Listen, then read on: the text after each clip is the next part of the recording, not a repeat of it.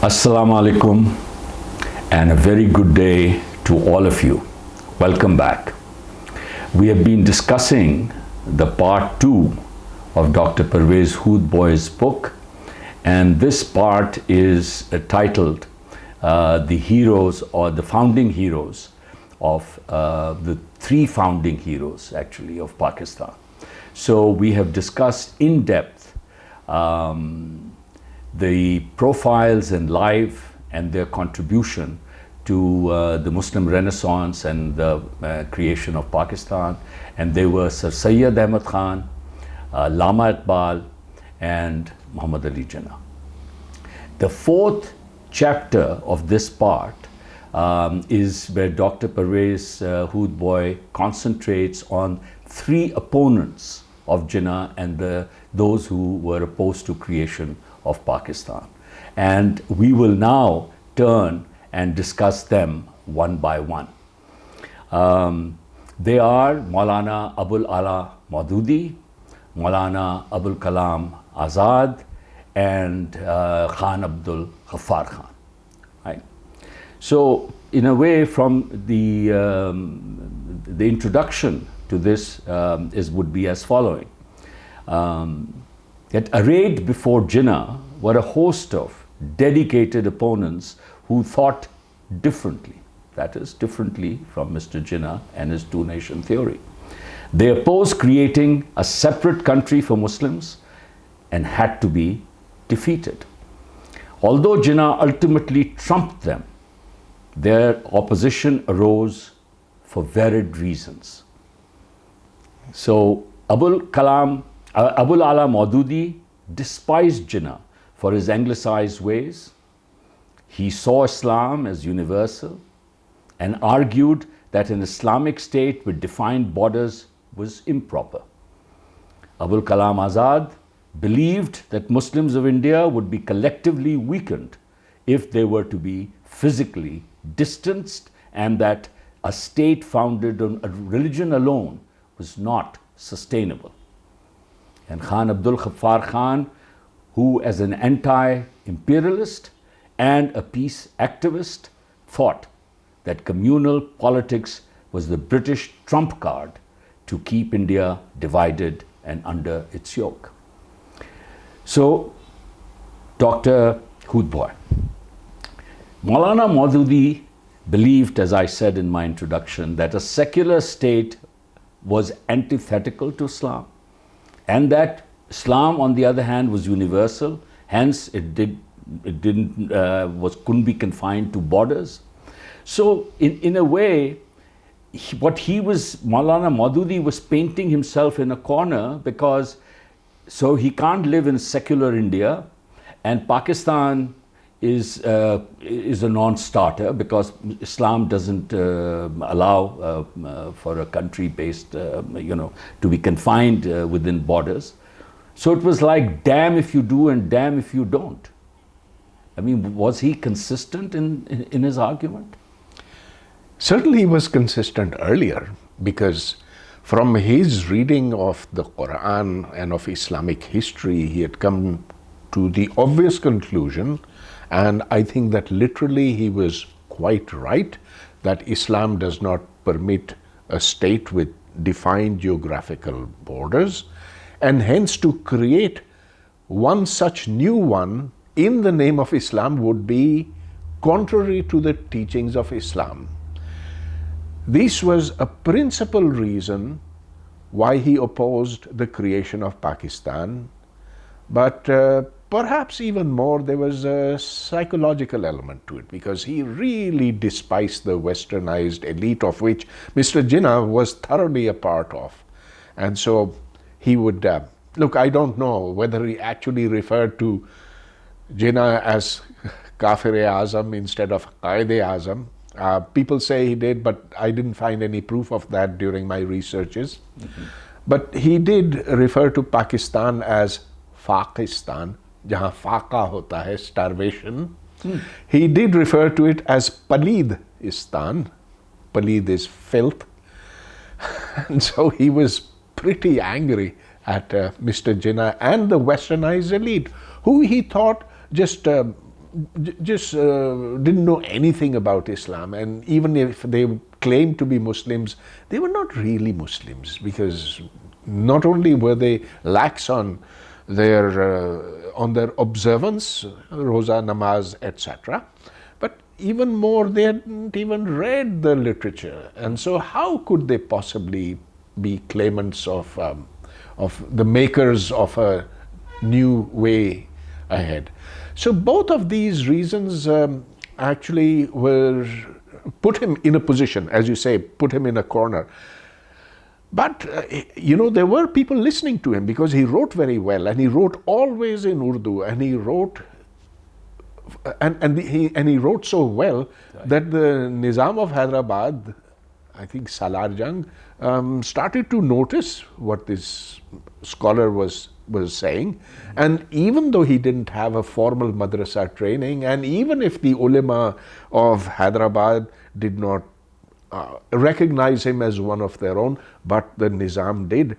And in fact, that's the time when he wrote this very important tract called Jihad and Islam mein Jihad ka Qanun-e-Jang. That, I think, established him as a writer. In fact, this book came to the attention of Allama Iqbal, who he subsequently developed a relationship with. And they correspond. But I'm still trying to understand that, so if there is a criticism of a secular society where, in theory, if one was to simply, you are really permitted a freedom of religion. You are free to proselytize, actually. You're free to do your prayers and fasting and all of that. So, but you're against a secular system, and you're against a Muslim country or Islamic country based on religion in confined borders. Where are you supposed to live if you can't live in either of these? So there are, in Maulana Maududi's mind, there's a separation. There is Darul Islam, the land of Islam, and Darul Harb, the land of those who are outside of the kafirs, of the people who have rejected Islam. And he says, yes, we will let the non-Muslims live in Darul Islam, but they must pay jizya. And this is according to the Quranic injunction. And they cannot be permitted to have the same privileges as Muslims can. So actually he was quite consistent in this, because when Maududi was interrogated before the Munir Commission in 1953 or so, after the Ahmadi riots, well, he was asked this particular question, that what do you say about the Muslims in India? Should they be bound by the rules of a Hindu state, of the Hindu religion? And he said, well, yes, they should be bound by what Hinduism prescribes, just like the Hindus who live in Pakistan have to abide by they have to pay jizya, and they are second-class citizens. So Muslims living in India, it's okay if they are second-class citizens. Hindus living in Pakistan, they are second-class citizens. So two things come out of this. First, that he's making a distinction in his mind between a Hindu Rashtra, so to speak, which is okay, and Muslims can live as a minority there, but a secular India is not okay. Yes. That's sort of one dimension, that he is okay with living in a Christian country if you happen to find yourself a Christian country as a state, but not a secular country where you are a minority as a Muslim. You are absolutely correct on that, because he hated secularism. In fact, he defined it as being la diniyat, that is, cut off from faith. It's okay if you have a different faith, but it's absolutely no good if you have no faith. Right. So in this, I might say he shares this view with Allama Iqbal, who also was appalled by the fact that there was atheism among Hindus. And in fact, he criticizes Nehru bitterly on this point. Now, do you think that La Diniyat is the correct translation of secularism? Personally, I think it's a very wrong translation. I would translate it in Urdu as being Har Diniyat. Inclusive of all religion. Inclusive of... आप कह सकते हैं हमा दीनियत, हमा दीन, हमा दीनियत. That's what I would translate secularism as.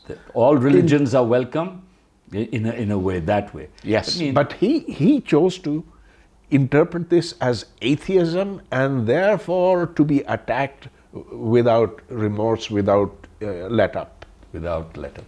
So why, the second point that arises from your answer is that why didn't he think that Pakistan will be Darul Islam? Is it because he so mistrusted the messenger that he didn't think that Pakistan will be Darul Islam? Because if we are making Pakistan as a Muslim state or based on two-nation theory as a Islamic country, why wasn't Pakistan considered by him as Darul Islam? Oh, because of the leadership primarily. Both reasons, actually. One was that he didn't believe earlier on in geographically defined Islamic state. There is no such thing. And the other is that he despised the leadership of the Muslim League. But then here's a man who is ready to make a compromise. And particularly when he came under, and remember, he was a very small man at that time. In fact, he went looking for a job, and that's when Allama Iqbal offered him a job and then suggested that he now remain quiet. And it's only after he comes to Pakistan that he gets a niche over there, but it's a niche in Ichra near Lahore. Right. But it's not very big, and in fact, he was not accepted or popular with the state at all, particularly after he opposed the jihad in Kashmir. You see, Mr. Jinnah had acquiesced into starting a war over there, and it was then called a jihad, to which Maududi said absolutely point blank that this is not jihad in Kashmir, and jihad can only be ordered by the leader of an Islamic state. And who is Mr. Jinnah? He's not even a Muslim. So Maududi was put in jail for opposing the jihad in Kashmir.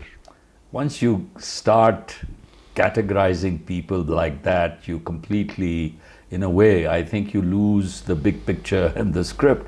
But let's say, so can one argue strongly that both Iqbal and Maududi thought of Islam as a shield against colonialism, and what they foresaw as a relentless onslaught of an alien culture, right? So they both were, if the defenders will say, they were both struggling to legitimately build a dialectic to guard the identity, autonomy, and dignity of the people. You know, I would say that is half right. I think the other more important thing is that they weren't fighting against colonialism, they were fighting against Hindus. And the amount of visceral hatred that you find in Maududi's writings against Hindus, and in the later part of Iqbal's life, that is after he comes back, after he goes into his second phase, that is very directed towards the people, to the milieu in which they are living in, to the Hindus whose customs now they ridicule, who they find wrong, and colonialism is only a small part. Now let me reinforced that by saying Maududi died in 1979. Where? In the United States. In New York City. Why? Because he went there to get treated for his eyes. Now, somebody who really hates... He went to Darul Harab. He went to Darul Harb. To get treated. Yeah, those are the contradictions. Obviously, his sons he had sent earlier, they are well settled in America. And that's where the family... But before you go on, I have to tell you a story.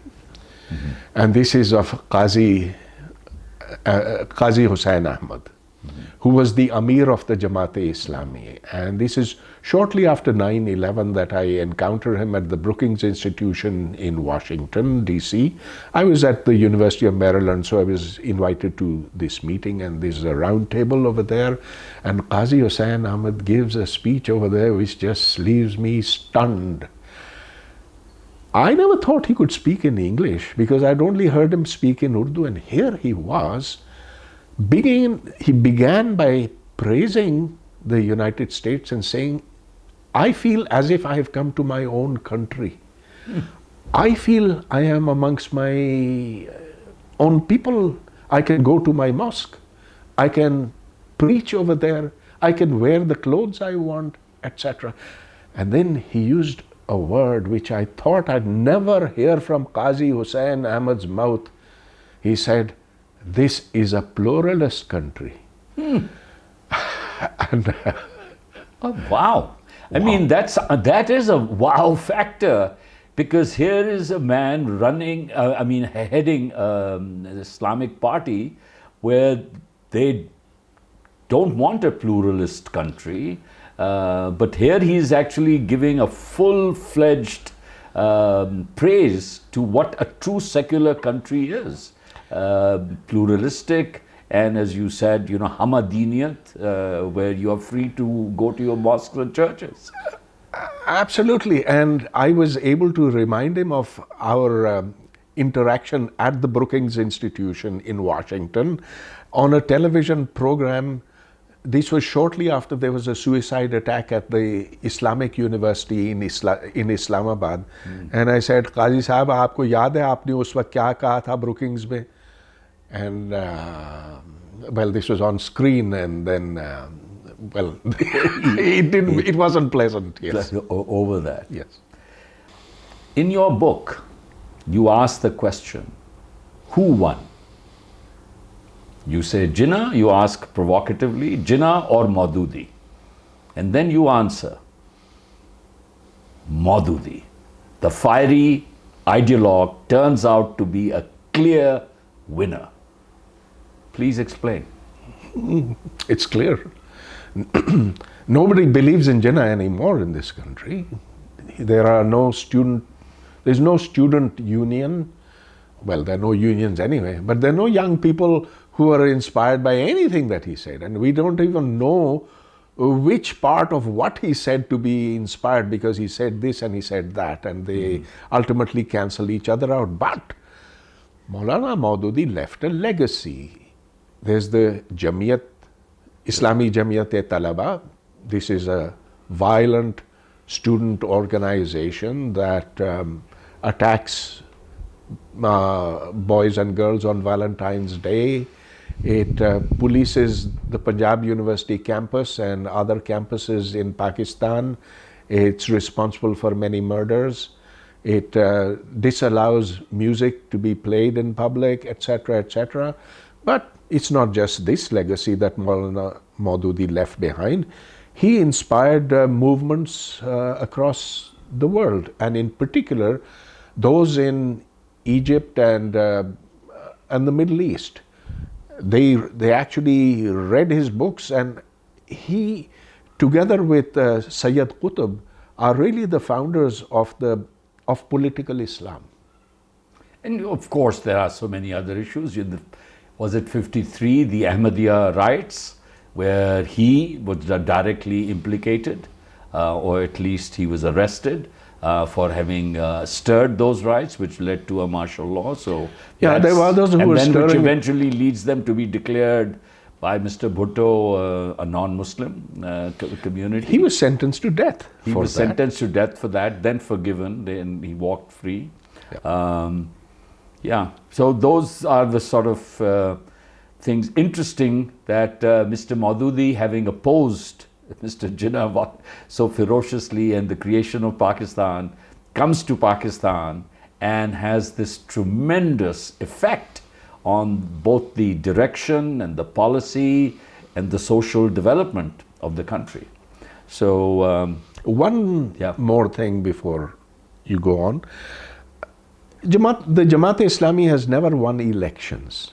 It's always had a pretty miserable showing in the polls, and yet it's been enormously influential in terms of how it has affected education policy in Pakistan, the curriculum and so forth.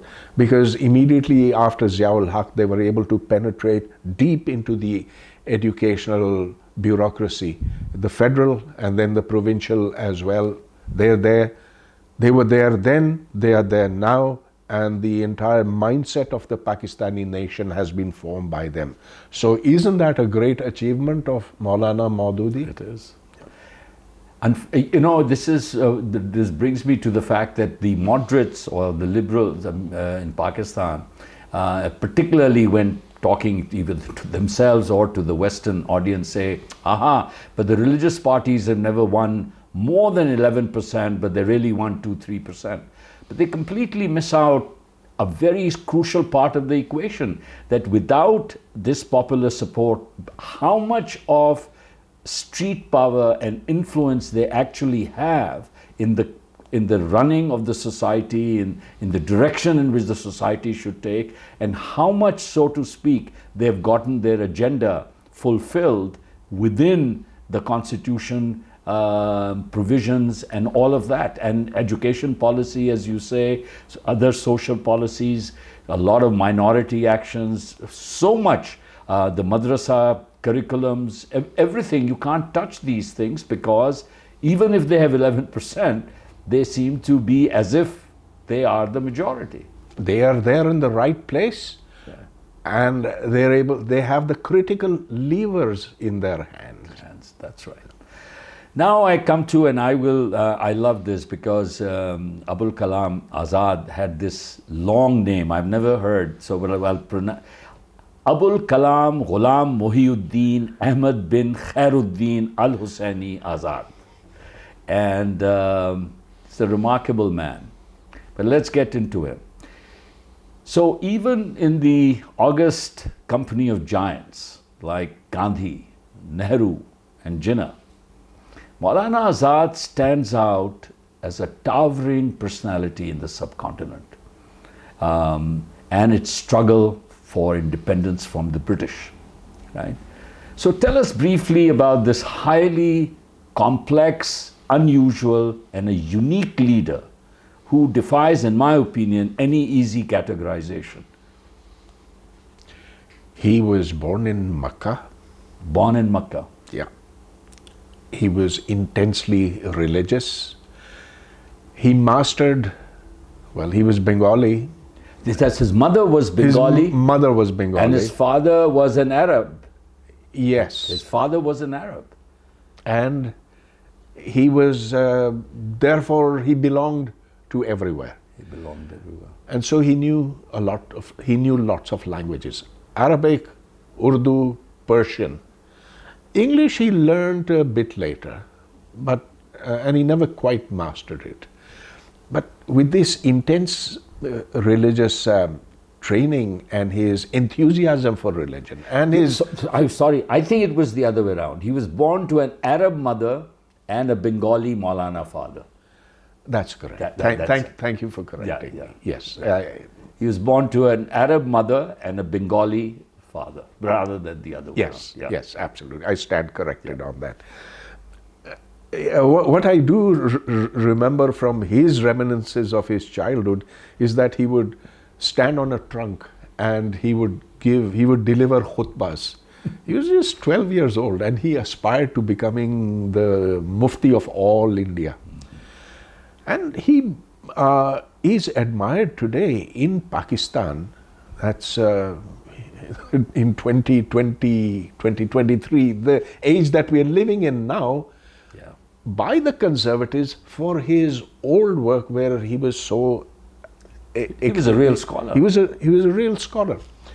And he might have done nothing else, but he encountered Gandhi, and he encountered Gandhi at the time of the Khilafat movement when he saw this man and got so bewitched by Gandhi's personality and by his message that we could share a common goal in spite of being Muslim or Hindu. And so that's the point where where his mind starts going in a different direction, and he becomes committed to the notion that Hindu and Muslim must live together in this subcontinent. The British must be fought against, and he fought against them with all his might. He went to jail for 12 years, they 12 say. years at least, yes. Which is longer than Mr. Gandhi and Mr. Nehru. He was one of the longest incarcerated leaders of Congress. Absolutely. And while he was in jail, he would write these very prescient letters, there's Ghubare Khatir. And if you read them, they're so eloquent and so beautifully written. Maybe tactically it was a bad thing that the Congress had done from the point of view of its own strategy, that they went to jail at a time when they'd come out saying that when India achieves independence, they said that we must not support Britain in its war against Germany. And that really went to the core. The British just threw them into jail. Right. That's when the Muslim League made its capital. And But, I mean, just to be stark about it, I mean, they had a Quit India movement during Second World War, which British saw as the existential crisis. Absolutely. And Gandhi's position was, give us a date of independence, and we will support you in the war. And they said, no, we will not. They said, well, then quit India now. I mean, we are again. Yeah.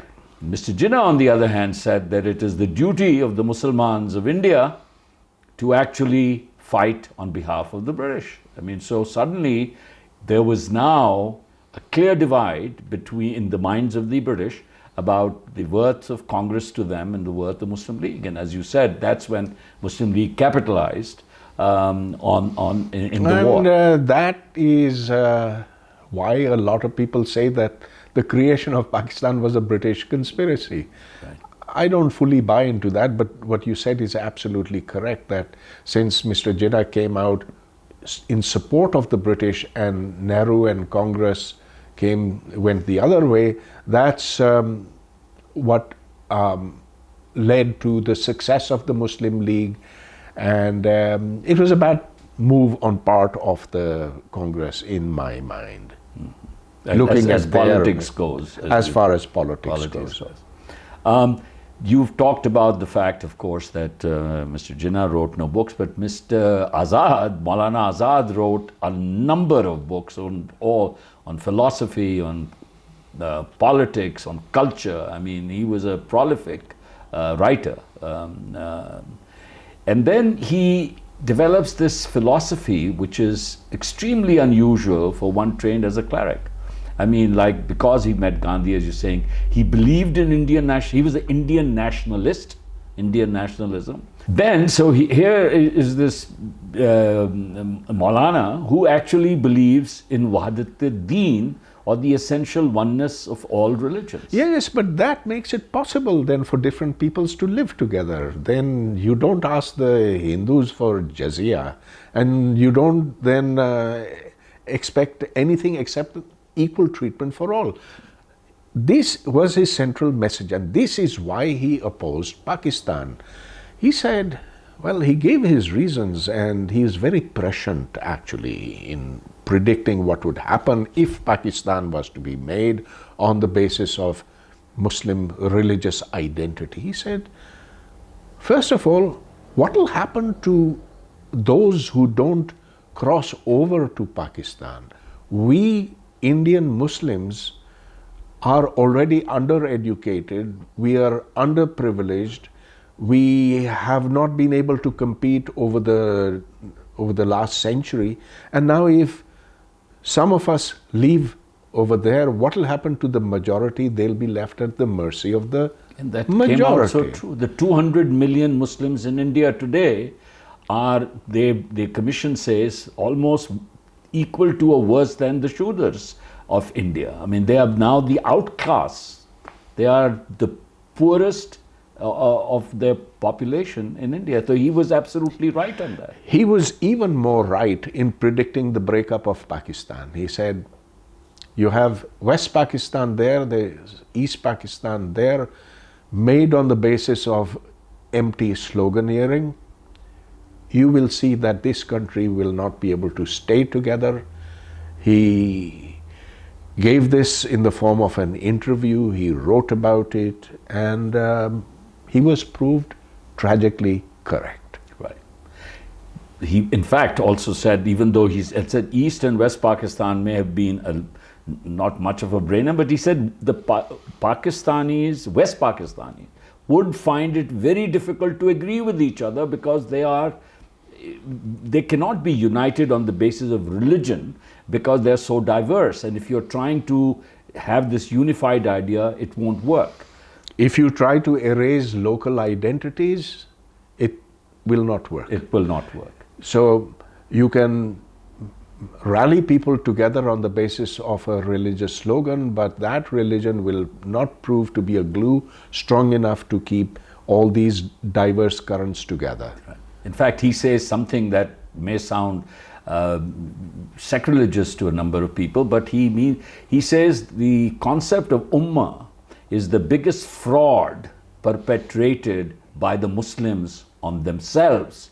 And he doesn't mean ummah as it comes in the Quran, which is a brotherhood, a sisterhood of believers, but ummah is sold as a polity, as a political entity. He said there is no such thing, has never been in history where Muslims have united as a polity based on religion. In fact, even if you look at the early days of Islam and you look at the Khulafai Rashidin, you see it there. You see the conflict between the Abbasi and the Umayyads, whatever. It's been there all along. Sometimes you've had not just one Khalifa, you've had two, and on occasion even three competing. This completely negates the idea of an ummah. Today, if you look at how Muslims are disunited, I would say that he was absolutely right. He was absolutely right on that. What do we have in common with Indonesians? Right. We are like holding on to a very anachronistic or a dead idea in that ummah. But the most prescient thing, Dr. Saab, that happened, that he wrote in his book India Wins Freedom, is that he says it cannot be that you divide, you draw an international border on the basis of religion. That is, one side is saying, I am separating from you based on religion. And then he says, if you divide such a border, it cannot be that the other part doesn't become a religious state also. So then he said, I foresee a Hindu Rashtra in Bharat. Now he's writing this in 56, 57, where you might say Nehru's secularism is at its peak, but he is already foreseeing. You mean? No, right. 56. His book is 1956. Yes, and he is a minister of education, which he remained till his death. He has created the IITs. They celebrate his birth anniversary as an education day in India. Still, they honor him greatly. And as I said, Nehru has had his great constitution approved. And at that point, and in fact, there's a university named after him that I visited. It is the Maulana Abul Kalam Azad Urdu University. But you say it's not in a good state. Oh, I was so sad to visit it. It's a more conservative university, then even the Islamic University in Islamabad, it has virtually no secular subjects. The ones that it has are so badly taught. The atmosphere in that university is totally different from that of other Indian universities. So I think in that sense, maybe Maulana Azad, yeah, I wouldn't call him a winner, but I would say that he did leave behind a legacy. Today, the very fact that we are talking about him and talking about his predictions, all of which came true, is testimony to that.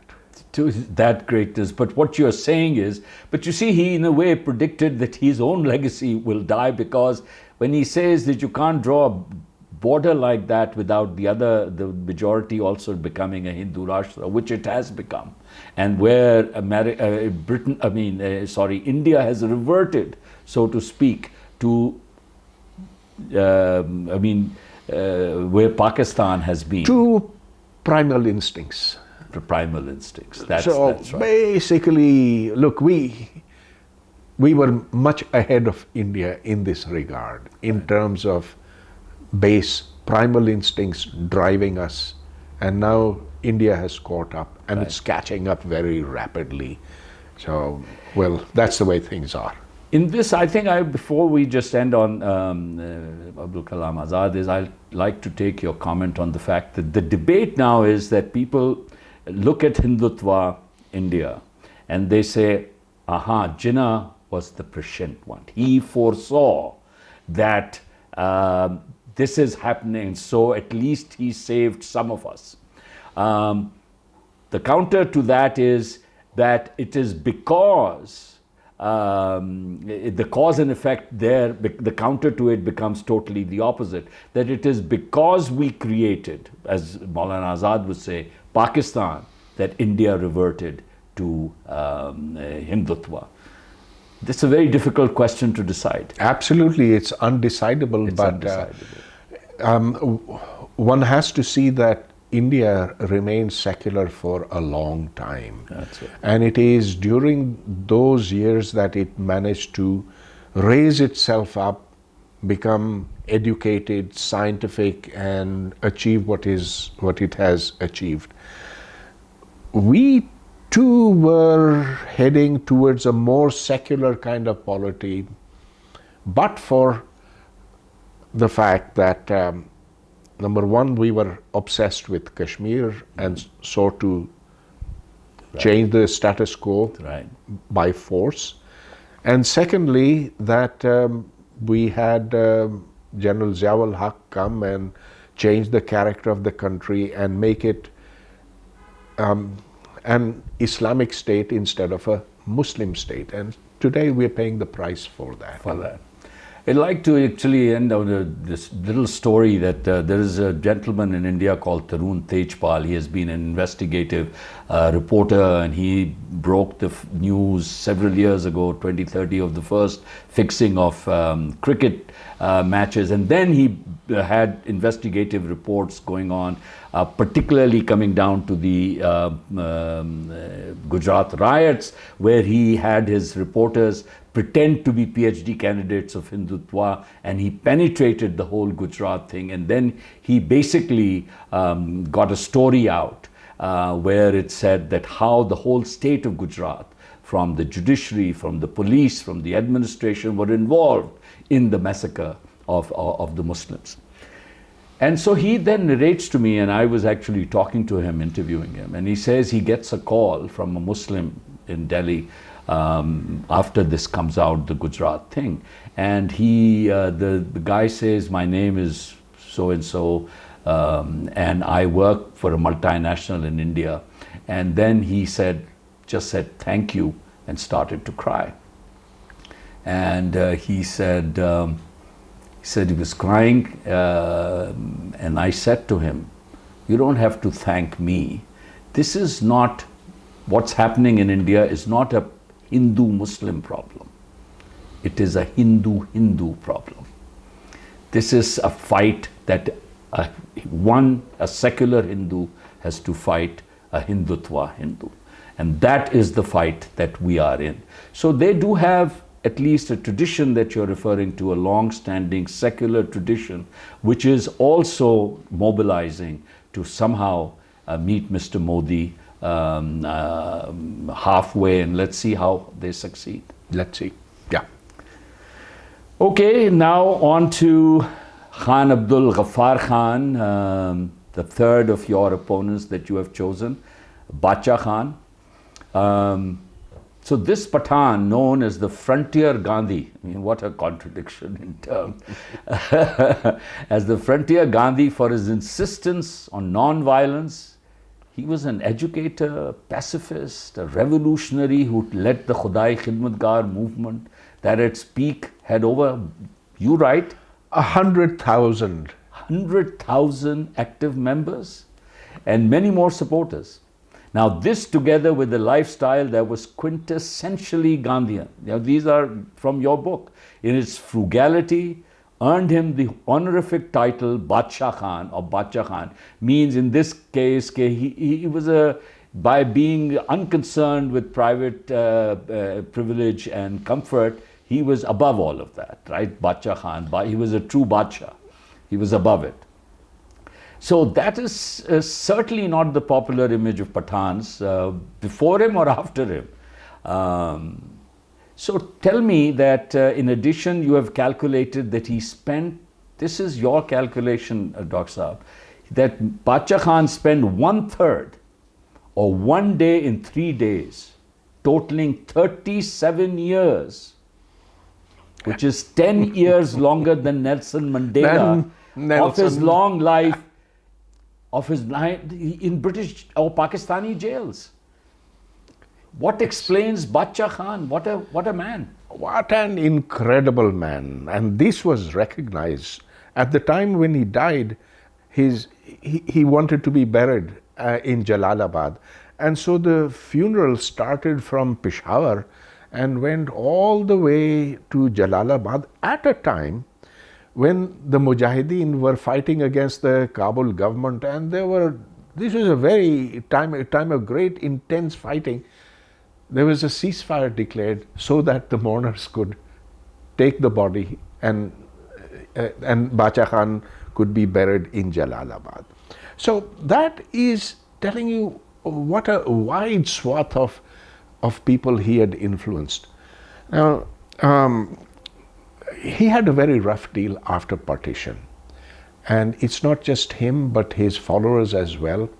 Khan Abdul Qayyum Khan had been appointed by Jinnah to suppress Bacha Khan and the Khudai Khidmatgars. And very few people are aware of the fact that in Bhabra, which is in Charsada, there was a massacre ordered by Khan Abdul Qayyum Khan, in which something like 400 people were mowed down. Now, there's been some research on this very recently, and this is from the survivors of that time this happened in 1948. The official accounts say only 12 or 14 or 20 died. Yeah, and even people in Charsada don't know because time has erased all those memories. There were machine guns which were mounted on the tops of houses, on the roofs. And as this procession of the Khudai Khidmatgars, which had women and children and men and everybody in them, it was a perfectly peaceful procession. But the chief minister, Khan Abdul Qayyum Khan, ordered them mowed down. When the news reached Mr. Jinnah, he wasn't particularly perturbed either. So, well, he had his revenge, didn't he?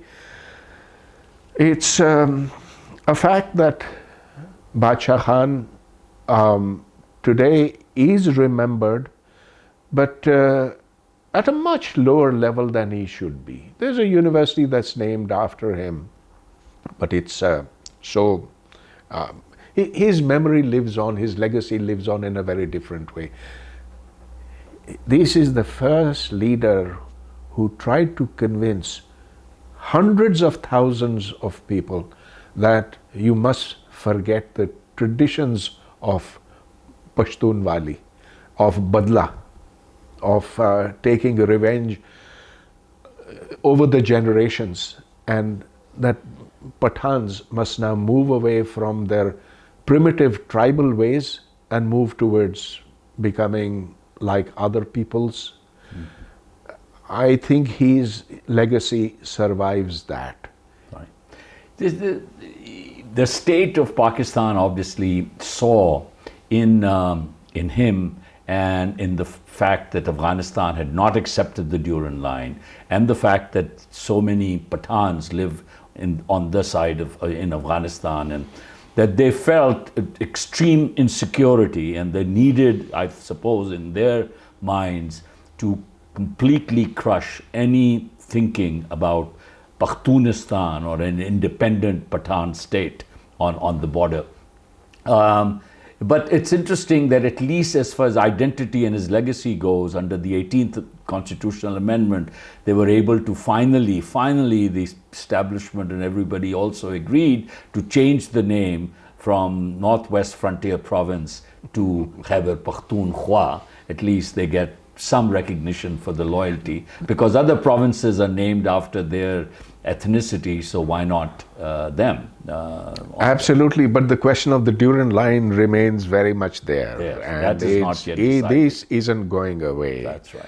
And how one accommodates this within the two-nation theory framework, that's for people to decide. The Muslims living, not just Muslims, but Muslims of the same ethnicity living on both sides of the divide.